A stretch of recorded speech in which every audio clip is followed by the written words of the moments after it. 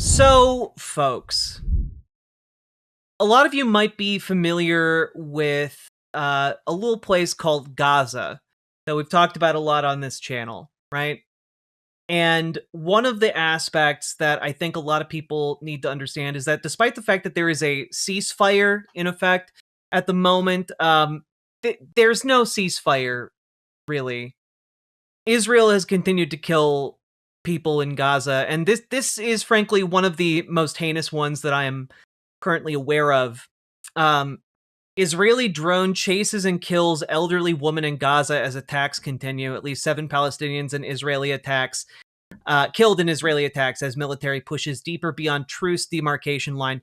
Again, every single day Israel is violating this truce. Every single day. But this story is health officials reported the killings on Saturday, including a 70-year-old woman and her son who were hunted down and killed by a drone in Gaza City.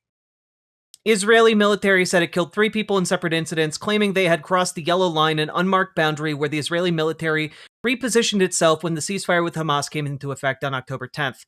However, Al Jazeera's Hani Mahmoud, reporting from Gaza City, said the woman and her son were chased by a quadcopter drone about 1 kilometer, half-mile from the yellow line, and were left there to bleed to death as the aircraft continued hovering overhead, preventing anyone from reaching them.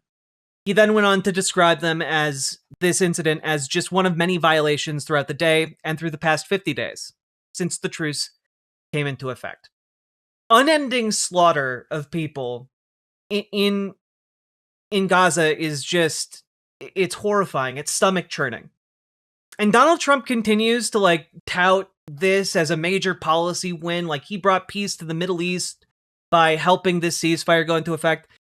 No, a lot of the Palestinians that reside in Gaza are describing this as an ongoing genocide of a different sort than what they were experiencing. Food, water, medical supplies, all are still throttled, if not cut off completely, coming into Gaza by the Israeli military. I mean, it is existential. I wanted to point this out.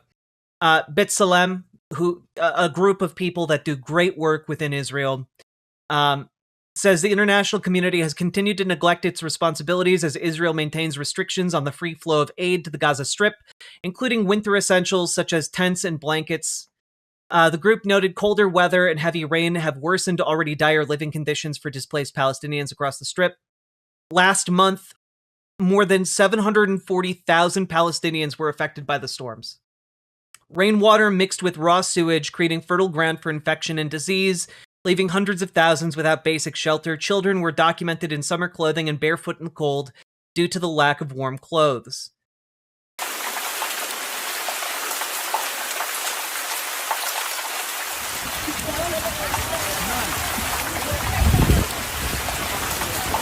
I want to reiterate here. This is put together by B'Tselem, a group operating within Israel that advocates for human rights. This is an Israeli group.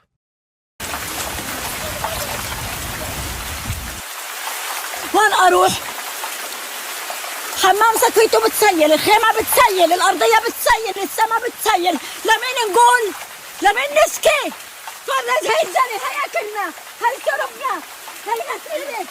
وين اروح؟ وين اروح؟ وين اروح يا أخو قول لي؟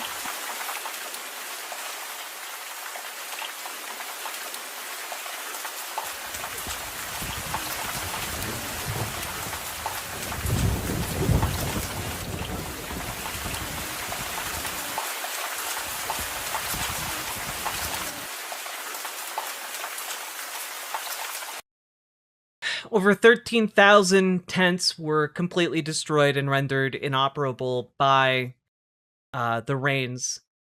Folks, just don't forget the people of Gaza. You know, I know we're going into a busy election season, but don't forget. And to that end, I wanted to play a trailer here for an upcoming film called The Voice of Hind Rajab. For those who don't remember, Hind Rajab was a little girl riding in a car with her family. That car got bombed, targeted by the Israeli military. She called the Red Crescent for help, and they had her on the line until she died. She was killed by the Israeli military. This movie uses audio from that call and recreates kind of the sequence of events, the heroic efforts that went into trying to rescue her. And just brace yourselves. لكن انت تغطيه وما تحاول ما تنزفيش يعني حاولي انك تسكري الجرم.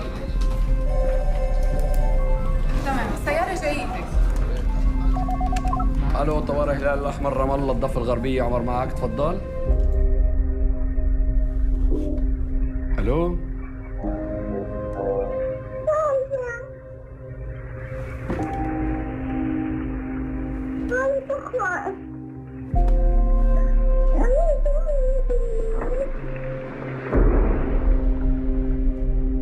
شو اسمك انت؟ كل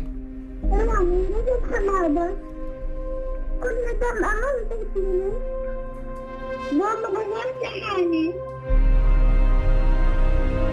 مهدي احتمال احتاج سيارة إسعاف. عمر حبيبي احنا مجبورين نأمن له مسلك آمن. إذا ما فيش معها وقت. شايف هدول يا شب؟ خسرناهم كلهم. 8 دقايق ممكن تكلفهم حياتهم إذا ما عملناش التنسيق وعمارة.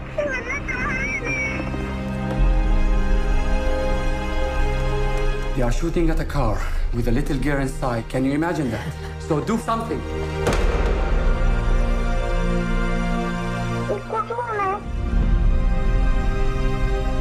انت في التمهيدي؟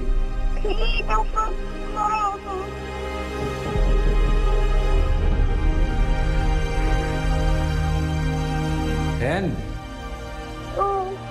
انا جايين ناخدك احنا. كل دم أمام فيني أنا بكون محزونة عايزة بس لسه في فضا لسه معنا وقت.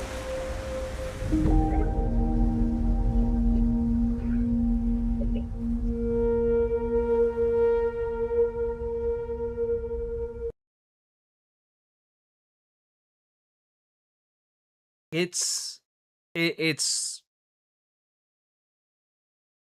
hard to listen to. It's hard to comprehend. I will never forgive these crimes against humanity until my dying breath. Nor should you. We should foster our anger, our resentment, our demand for justice because it is righteous. We should, in fact, push for change here in America. We should be getting involved in our local communities because also you need to understand that this story does not occur in a vacuum. The killing of Hind Rajab does not occur in a vacuum. It is enabled by the US imperial machine. It is enabled by politicians sitting in Washington, D.C., who look at their support and look at issues and say, well, going along with what Israel is doing will get us X number of donation dollars. It will get us X amount of support. And then they go, good. And then they continue on with their lives. They don't think about this. It does not become a real issue to them unless we make it a real issue.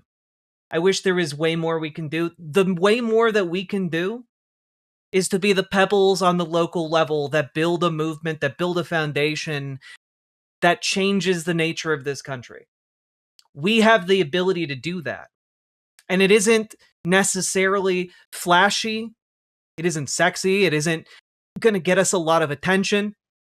But going to local meetings, building up a base of political support, and then marching that forward each and every day, that is how we get change. That is how we end what is happening in Gaza. That is how we end the support, both explicit and implicit, for what is happening. Every single Democrat that has been complicit with this needs to be gone. Every single Republican that has been complicit with this needs to be gone. The United States needs to finally, once and for all, come into line with international law. And we need to put the political pressure on Israel to actually hold itself accountable. And if it won't, then it must be held accountable by the nations of the world. It's so frustrating and so anger-inducing. The Dems literally cost us the election to brush things like this under the rug. Yeah, and all of them that did that need to go. Because when we all get to work, when we roll up our sleeves, and when we all get out and we start pushing, we are going to make movement.